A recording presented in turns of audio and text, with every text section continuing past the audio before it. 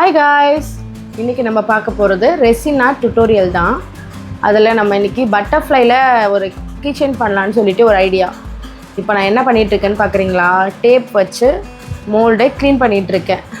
எப்போவுமே மோல்டை பொறுத்த வரைக்கும் லைட்டாவது கண்டிப்பாக கொஞ்சமாக டஸ்ட் இருக்கும். ஸோ இந்த மாதிரி டேப்பை நல்லா ரிவைஸில் எடுத்துக்கிட்டு அதை நம்ம க்ளீன் பண்ணி எடுத்துக்கலாம். நெக்ஸ்ட்டு பார்த்திங்கன்னா மெஷர்மெண்ட் பார்த்திங்கன்னா 2:1 ரேஷியோ. அப்படி எனக்கு கீச்செயின் பண்ணுறதுக்கு எந்த அளவு தேவையோ அந்தளவு நான் எடுத்திருக்கேன். அதை விட கொஞ்சம் கம்மியாக தான் எடுத்திருக்கேன். என்கிட்ட அவ்வளோதான் இருந்துச்சு. இனிமேல் தான் ரெசின் வாங்கணும், காலி ஆகிடுச்சு. ஸோ அதனால் 8 கிராம் எடுத்தேன். அதுக்குள்ளே பாதி 4 கிராம், அதாவது ரெசின் வந்து 8 கிராம், ஹார்ட்னர் வந்து 4 கிராம். இதனால் நல்லா மிக்ஸ் பண்ணி எடுத்துக்கோங்க. ஒரே பொசிஷனில் மாற்றி மாற்றி மிக்ஸ் பண்ணிங்கன்னா பபுள்ஸ் அதிகமாக வரும். மற்றபடி வேறு எந்த பிரச்சனையும் கிடையாது. நெக்ஸ்ட்டு பார்த்திங்கன்னா இந்த ஃபாயில் ஷீட்டு கோல்டு கலர் எடுத்து அதை நான் நல்லா மிக்ஸ் பண்ணி எடுத்துக்கிட்டேன். அதை எடுத்து மெஷர் பண்ணி வச்சுக்கிட்டேன். பாதி பாதியாக நான் மிக்ஸ் பண்ணி வச்ச ரெசின் வந்து 2ஆக பிரிச்சுக்கிட்டேன். ஸோ அதில் கொஞ்சம் அந்த ஃபாயில் ஷீட்டை மிக்ஸ் பண்ணி வச்சுட்டு இன்னொரு பக்கம் பார்த்திங்கன்னா பிஸ்தா ஒப்பாக்யூ பிக்மெண்ட்டை வந்து மிக்ஸ் பண்ணிக்கலாம். ஏன் பிஸ்தா கலர்னால் ஃபர்ஸ்ட்டு சரி எப்படி இருக்குதுன்னு பார்க்கலாம், சும்மா ஒரு எப்படி வந்திருக்குன்னு பார்க்கலாம் அப்படின்னு சொல்லிட்டு பிஸ்தா கலர் எதுவும் நல்லா இருந்துச்சு. எனக்கு பிஸ்தா கலர் பிடிக்குமோ கூட. ஸோ அதனால் அதை எடுத்துக்கிட்டோம். ஒயிட் எடுத்துகிட்டு நல்லா மிக்ஸ் பண்ணியாச்சு. பிஸ்தா கலரை பொறுத்த வரைக்கும் கலர் வேறு லெவலில் இருந்துச்சு. இப்போ இது ரெண்டுத்தையும் நான் வந்து என்ன பண்ணிக்கிறேன், போர் பண்ணிக்கிறேன். ரெண்டுத்தையும் ஊற்றி எடுத்துக்கலாம் மோல்டில். இந்த இதெல்லாம் இருக்குது பார்த்திங்களா, அதாவது பட்டர்ஃப்ளையோட ஹெட்டுன்னு சொல்லுவோம்ல, அதுக்குள்ளெல்லாம் போக வாய்ப்பில்லை. ஸோ முடிஞ்ச அளவுக்கு வந்து நீங்கள் பொறுமையாக ப்ரெஷர் பண்ணி லைட்டாக அதுக்குள்ளே போக வச்சிங்கன்னா ஓகே. அது மட்டும் இல்லாமல் ரெண்டுத்தையும் லைட்டாக அப்படி இப்படி ஸ்ப்ரெட் பண்ணி விட்டுக்கிறேன். அப்படியே லைட்டாக எப்படி தான் இருக்குதுன்னு பார்க்கலாம். அப்படியே சும்மா அப்படியே ரெண்டுத்தையும் அப்படியே எப்படி சொல்கிறது, பாதி டிரான்ஸ்பரண்ட்டாகவும் பாதி வந்து டிஃப்ரெண்ட்டாக இருக்கும்னு சொல்லிட்டு இந்த மாதிரி பண்ணியாச்சு.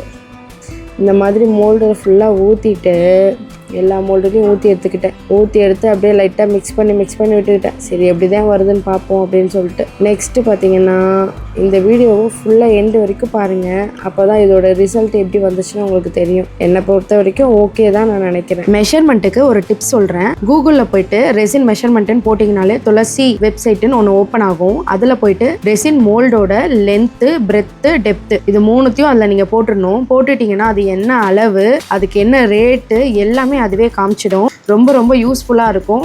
ரெசின் வந்து ஒரு ட்ராப் கூட வேஸ்ட் ஆகாது. ரொம்ப யூஸ்ஃபுல்லாக உங்களுக்கு இருக்கணும்னு நான் நம்புறேன். இந்த கலர் கிளாஸ் சிப்ஸ்ன்னு சொல்லுவோம்ல, அதாவது குட்டி குட்டி கற்கள் மாதிரி இருக்கும். அதில் நிறைய கலர்ஸ் வருது.